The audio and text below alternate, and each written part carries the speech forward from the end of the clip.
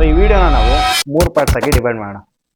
ಒಂದು idea execution relation, ಮತ್ತೆ impact of small things on your business, ಮತ್ತೆ how to select your logo and names for your business. First part ಬರೋದಾದ್ರೆ idea execution relation. ಎಲ್ಲೋ ಒಂದು ಕಡೆ ನೋಡಿದ್ದೆ, ಯಾಕೆ ಜನ ಬಿಸ್ನೆಸ್ನ ಸ್ಟಾರ್ಟ್ ಮಾಡೋಕ್ಕೆ ಹಿಂದುಳಿತಾರೆ ಅಂದರೆ ದ ಮೇನ್ ಪಾರ್ಟ್ ಅವ್ರು ಕಾನ್ಸಂಟ್ರೇಟ್ ಮಾಡೋದು ಐಡಿಯಾ. ಸೊ ಎಷ್ಟೊಂದು ದಿನಗಳಲ್ಲಿ ಐಡಿಯಾ ಅಂತ ಐಡಿಯಾಯಿಂದನೇ ಓಡ್ತಾ ಇರ್ತಾರೆ. ಆ್ಯಕ್ಚುಲಿ ಐಡಿಯಾ ಬಿಸ್ನೆಸ್ಗೆ ಕಾಂಟ್ರಿಬ್ಯೂಟ್ ಮಾಡೋದು ತುಂಬ ಕಡಿಮೆ, ಹತ್ತತ್ರ 20-25% ಅಷ್ಟೇ. ಸೊ ಉಳಿದಿದ್ದು 75% ಪಾರ್ಟ್ ಬರೀ ಎಕ್ಸಿಕ್ಯೂಷನ್ಗೆ ಅಂತಲೇ ಇರುತ್ತೆ. ಒಂದು ಐಡಿಯಾನ ಸೆಲೆಕ್ಟ್ ಮಾಡ್ಕೊಂಡ್ಬಿಟ್ಟು ಅದರ ಎಕ್ಸಿಕ್ಯೂಷನ್ ಪಾರ್ಟ್ ಮೇಲೆ ಜಾಸ್ತಿ ಕಾನ್ಸಂಟ್ರೇಟ್ ಮಾಡಿದ್ರೆ ಆ ಐಡಿಯಾನ ತುಂಬ ಹೈ ಲೆವೆಲಲ್ಲಿ ತೊಗೊಂಡೋಗ್ಬೋದು. ಈ ರೈಟ್ ಡಿಸಿಷನ್ ಅಥವಾ ರೈಟ್ ಐಡಿಯಾ ಅಂತ ಏನೂ ಇಲ್ಲ, ಫಸ್ಟ್ ಐಡಿಯಾನ ತೊಗೊಂಡ್ಬಿಟ್ಟು ಅದನ್ನ ರೈಟ್ ಮಾಡಿ. So that's the formula. So next part ಬಂದು impact of small things on your business. ಐಡಿಯಾನ ಸೆಲೆಕ್ಟ್ ಮಾಡ್ಕೊಂಡ್ಮೇಲೆ before going to the execution ಕೆಲವೊಂದು ಚಿಕ್ಕ ಪಾರ್ಟ್ಸ್ ಇರುತ್ತೆ. ಆ ಚಿಕ್ಕ ಪಾರ್ಟ್ನ ಕರೆಕ್ಟಾಗಿ ಮಾಡೋದ್ರಿಂದ ದೊಡ್ಡ ಇಂಪ್ಯಾಕ್ಟ್ಸ್ ಬರುತ್ತೆ. ಚಿಕ್ಕವನಿದ್ದಾಗ ನಮ್ಮ ಸ್ಕೂಲಲ್ಲಿ ಒಂದು ಡ್ರಾಯಿಂಗ್ ಕಾಂಪಿಟೇಷನ್ ಇತ್ತು. ಸೊ ಆ್ಯಕ್ಚುಲಿ ಇವಾಗಿಂತ ಅವಾಗ ನಮ್ಮ ಹತ್ರ ಒಳ್ಳೊಳ್ಳೆ ಸ್ಕಿಲ್ಸ್ ಇದ್ದು ಚಿಕ್ಕವರಿದ್ದಾಗ, ಅದು ಬರ್ತಾ ಅದೆಲ್ಲ ಹೋಗಿರುತ್ತೆ. ನನ್ನ ಮ್ಯಾಟ್ರಲ್ಲೂ ಕೂಡ ಅದೇ ಥರ ಆಯಿತು. ಸೊ ಆ್ಯಕ್ಚುಲಿ ನಾನು ಚಿಕ್ಕವನಿದ್ದಾಗ ತುಂಬ ಚೆನ್ನಾಗಿ ಡ್ರಾಯಿಂಗ್ ಮಾಡ್ತಾಯಿದ್ದೆ.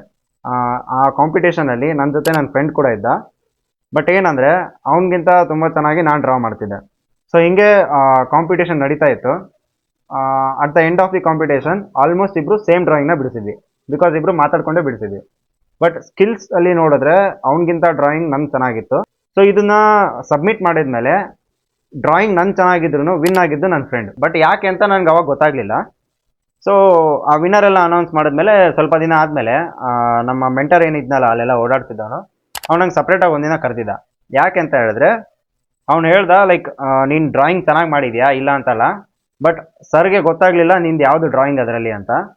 ಸೊ ಅದರಲ್ಲಿ ನಿನ್ನ ಡೀಟೇಲ್ಸ್ ಕರೆಕ್ಟಾಗಿ ಎಂಟರ್ ಆಗಲಿದ್ದರಿಂದ ಅವ್ರು ನಿನ್ನ ಡ್ರಾಯಿಂಗ್ನ ರಿಜೆಕ್ಟ್ ಮಾಡಿಬಿಟ್ಟು ನಿಂಗಿಂತ ಸ್ವಲ್ಪ ಬೆಟರ್ ಇರೋ ಡ್ರಾಯಿಂಗ್ನ ಫಸ್ಟ್ ಪೇಜ್ ಕೊಟ್ಟರು ಅಂತ ಹೇಳಿದ್ರು. ಸೊ ನಾನು ಏನು ಡೀಟೇಲ್ಸ್ ಮಿಸ್ ಮಾಡಿದ್ದೆ ಅಂತ ಅವ್ರನ್ನ ಕೇಳಿದಾಗ ನಾನು ನನ್ನ ರಿಜಿಸ್ಟರ್ ನಂಬರಲ್ಲಿ ಒಂದು ಸ್ಮಾಲ್ ಮಿಸ್ಟೇಕ್ ಮಾಡಿದ್ದೆ.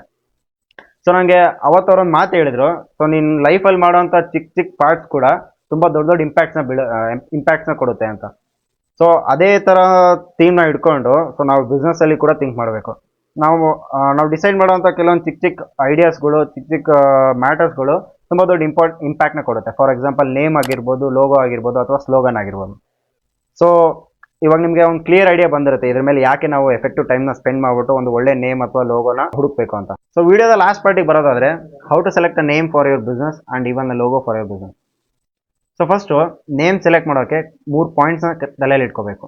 ಒಂದು, ನೇಮ್ ಸಿಂಪಲ್ ಆ್ಯಂಡ್ ಈಸಿ ಆಗಿರಬೇಕು. ಸೆಕೆಂಡ್ ಪಾಯಿಂಟ್ ಬಂದು ರಿಮೆಂಬರಬಲ್ ಆಗಿರಬೇಕು. ಥರ್ಡ್ ಪಾಯಿಂಟ್ ಬಂದು ನಿಮ್ಮ ಬಿಸ್ನೆಸ್ನ ಏಮ್ ಅಥವಾ ನಿಮ್ಮ ಬಿಸ್ನೆಸ್ ಗೋಲ್ನ ಅದು ರೆಪ್ರೆಸೆಂಟ್ ಮಾಡಬೇಕು. ಸೊ ಒಂದು ಸಿಂಪಲ್ ಪ್ರೋಸೆಸ್ ಹೇಳ್ತೀನಿ ನೇಮ್ನ ಹೆಂಗೆ ಹುಡುಕ್ಬೇಕು ಅಂತ. ಸೊ ಒಂದು ವೆಬ್ಸೈಟ್ ಇದೆ ನೇಮ್ಲಿಕ್ಸ್ ಅಂತ. ಸೊ ಡಿಸ್ಕ್ರಿಪ್ಷನಲ್ಲಿ ಆ ವೆಬ್ಸೈಟ್ ಲಿಂಕ್ ಹಾಕಿರ್ತೀನಿ. ಸೊ ಆ ನೇಮ್ಲಿಕ್ ವೆಬ್ಸೈಟಲ್ಲಿ ಕೆಲವೊಂದು ಫಿಲ್ಟರ್ಸ್ ಇರುತ್ತೆ. ನಿಮಗೆ ಬ್ರ್ಯಾಂಡಬಲ್ ನೇಮ್ಸ್ ಬೇಕಾ ಅಥವಾ ನ್ಯಾಚುರಲ್ ನೇಮ್ಸ್ ಬೇಕಾ, ಕೆಲವೊಂದು ಕೀವರ್ಡ್ಸ್ ಕೇಳುತ್ತೆ. ಆ ಕೀವರ್ಡ್ಸ್ ನಿಮ್ಮ ಬಿಸ್ನೆಸ್ ರಿಲೇಟೆಡ್ ಕೀವರ್ಡ್ಸ್ ಹಾಕ್ಬಿಟ್ಟು ನಿಮ್ಮ ಬಿಸ್ನೆಸ್ ಸ್ಮಾಲ್ ಡಿಸ್ಕ್ರಿಪ್ಷನ್ ಕೇಳುತ್ತೆ. ಇದನ್ನೆಲ್ಲ ಇನ್ಪುಟ್ಸ್ನ ಕೊಟ್ಟರೆ ನೀವು ಹಾಕಿರೋ ಕೀವರ್ಡ್ಸ್ ಮೇಲೆ ಒಂದು ಸೆಟ್ ಆಫ್ ನೇಮ್ಸ್ನ ಜನ್ರೇಟ್ ಮಾಡ್ಬಿಟ್ಟು ಕೊಡುತ್ತೆ. ಆ್ಯಕ್ಚುಲಿ ಇದು ಅನ್ಲಿಮಿಟೆಡ್ ನೇಮ್ಸ್ನ ಕೊಡುತ್ತೆ. ಸೊ ನಿಮಗೆ ಅದರಲ್ಲಿ ಯಾವ ಥರ ನೇಮ್ ಬೇಕೋ ಅದನ್ನ ಸೆಲೆಕ್ಟ್ ಮಾಡಿಕೊಂಡು ಅದನ್ನ ಮುಂದೆ ಲೋಗೋಗೆ ನೀವು ಟ್ರಾನ್ಸ್ಫರ್ ಮಾಡ್ಬೋದು. ಸೊ ಅಲ್ಲಿ ಕೀವರ್ಡ್ಸ್ ನಿಮಗೆ ಹಾಕಕ್ಕೆ ಗೊತ್ತಾಗಲಿಲ್ಲ ಅಂದರೆ ಅದಕ್ಕೂ ಒಂದು ಸೊಲ್ಯೂಷನ್ ಇದೆ. ಚಾಟ್ ಜಿಪಿಟಿಗೆ ಹೋಗ್ಬಿಟ್ಟು ನಿಮ್ಮ ಐಡಿಯಾ ಏನಿದೆ ಕಂಪ್ಲೀಟ್ ಐಡಿಯಾನ ಅದರಲ್ಲಿ ಪೇಸ್ಟ್ ಮಾಡಿ. ಸೊ ಅದಕ್ಕೆ ನಿಮ್ಮ ಕಂಪ್ಲೀಟ್ ಐಡಿಯಾ ಮತ್ತು ಎಕ್ಸಿಕ್ಯೂಷನ್ ಎಲ್ಲ ಹೇಳಿ. ಸೊ ಅದಕ್ಕೆ ಹೇಳಿ, ಲೈಕ್ ನಾನು ಈ ಥರ ನೇಮ್ಲಿಕ್ಸಲ್ಲಿ ನೇಮ್ ಜನ್ರೇಟ್ ಮಾಡ್ತಾ ಇದ್ದೀನಿ, ಸೊ ನಂಗೆ ಕೆಲವೊಂದು ಕೀವರ್ಡ್ಸ್ ಬೇಕು ಅಂತ ಹೇಳಿ. ಸೊ ಅದೊಂದು ಸೆಟ್ ಆಫ್ ಕೀವರ್ಡ್ಸ್ ಕೊಡುತ್ತೆ. ಸೊ ಆ ಕೀವರ್ಡ್ಸ್ನ ತೊಗೊಂಡು ಹೋಗ್ಬಿಟ್ಟು ಡೈರೆಕ್ಟಾಗಿ ಅದರಲ್ಲಿ ಪೇಸ್ಟ್ ಮಾಡಿದ್ರೆ ಆಯಿತು. ಸೊ ನಿಮಗೆ ಒಂದು ಒಳ್ಳೆ ಸೆಟ್ ಆಫ್ ನೇಮ್ಸ್ಗಳು ಬರುತ್ತೆ. ಅದರಲ್ಲಿ ನಿಮ್ಗೆ ಯಾವ್ದು ಇಷ್ಟ ಆಗುತ್ತೋ ಆ ನೇಮ್ನ ಸೆಲೆಕ್ಟ್ ಮಾಡ್ಕೋಬೋದು. ಲೋಗೋ ಸೆಲೆಕ್ಟ್ ಮಾಡಬೇಕಾದ್ರೆ 2 ಪಾಯಿಂಟ್ಸ್ ಇದೆ. ಹೆಂಗೆ ನಮ್ಮ ನೇಮಲ್ಲಿ 3 ಪಾಯಿಂಟ್ಸ್ ಇತ್ತು, ಸೊ ಇದರಲ್ಲಿ ಒಂದು 2 ಪಾಯಿಂಟ್ಸ್ ಇದೆ. ಏನಂದರೆ ನಿಮ್ಮ ಲೋಗೋಲಿ ಒಂದು ಮೀನಿಂಗ್ ಇರಬೇಕು. ಆ ಮೀನಿಂಗ್ ಏನಂದರೆ ನಿಮ್ಮ ಬಿಸ್ನೆಸ್ ಗೋಲ್ನ ಅಥವಾ ನೀವೇನು ಸೇಲ್ ಮಾಡೋಕೆ ಹೋಗ್ತಿದ್ದೀರಾ ಅದ್ರದ್ದು ಮೀನಿಂಗ್ನ ಅದು ರೆಪ್ರೆಸೆಂಟ್ ಮಾಡಬೇಕು. ಸೊ ಆ ಲೋಗೋ ಮೀನಿಂಗು ನಿಮಗೆ ಗೊತ್ತಿರಬೇಕು. ಲೈಕ್ ಯಾರಾದರೂ ಆ ಲೋಗೋ ಮೀನಿಂಗ್ ಕೇಳಿದ್ರೆ ನಿಮ್ಗೆ ಹೇಳಕ್ಕೆ ಬರಬೇಕು. ಆ್ಯಂಡ್ ಆ ಲೋಗೋದು ಆಸ್ಥೆಟಿಕ್ಸ್ ತುಂಬ ಚೆನ್ನಾಗಿರಬೇಕು. ಲೈಕ್ ಅದರ ಶೇಪ್ಸ್ ಆಯಿತು, ಅದ್ರ ಕಲರ್ಸ್ ಆಯಿತು. ಸೊ ಕಲರ್ಸ್ ಮತ್ತು ಶೇಪ್ಸ್ ಕೂಡ ನಿಮ್ಮ ಬಿಸ್ನೆಸ್ ಹೆಂಗಿದೆ ಅಂತ ರೆಪ್ರೆಸೆಂಟ್ ಮಾಡುತ್ತೆ. ಅದು ಹೆಂಗೆ ಅಂದರೆ ಕಲರ್ಸ್ಗೆ ಸ್ವಲ್ಪ ಕೆಲವೊಂದು ಸೆಟ್ ಆಫ್ ಕಲರ್ಸ್ ಇದೆ, ಅದು ಕೆಲವು ಸೆಟ್ ಆಫ್ ಕ್ಯಾರೆಕ್ಟರ್ಸ್ನ ರೆಪ್ರೆಸೆಂಟ್ ಮಾಡುತ್ತೆ. ಅದೇ ಥರ ಕೆಲವೊಂದು ಸೆಟ್ ಆಫ್ ಶೇಪ್ಸ್ ಇದೆ, ಅದು ಕೂಡ ಕೆಲವೊಂದು ಸೆಟ್ ಆಫ್ ರೆಪ್ರೆಸೆಂಟೇಷನ್ಸ್ ಮಾಡುತ್ತೆ. ಅದು ಹೆಂಗೆ ಅಂದರೆ, ಸೊ ರೆಡ್ ಕಲರ್ ಬಂದು ಎಮರ್ಜೆನ್ಸಿ ಆ್ಯಂಡ್ ಎನರ್ಜಿನ ರೆಪ್ರೆಸೆಂಟ್ ಮಾಡುತ್ತೆ. ಗ್ರೀನ್ ಕಲರ್ ಬಂದು ಗ್ರೋತ್ ಫ್ರೆಶ್ನೆಸ್ ಮತ್ತೆ ನ್ಯಾಚುರಾಲಿಟಿನ ರೆಪ್ರೆಸೆಂಟ್ ಮಾಡುತ್ತೆ. ಬ್ಲೂ ಕಲರ್ ಬಂದು ಸೆಕ್ಯೂರಿಟಿ ಮತ್ತೆ ಟ್ರಸ್ಟ್ ನ ರೆಪ್ರೆಸೆಂಟ್ ಮಾಡುತ್ತೆ. ಯೆಲ್ಲೋ ಕಲರ್ ಬಂದು ಹ್ಯಾಪಿನೆಸ್ ಮತ್ತೆ ವೈಬ್ ನ ರೆಪ್ರೆಸೆಂಟ್ ಮಾಡುತ್ತೆ.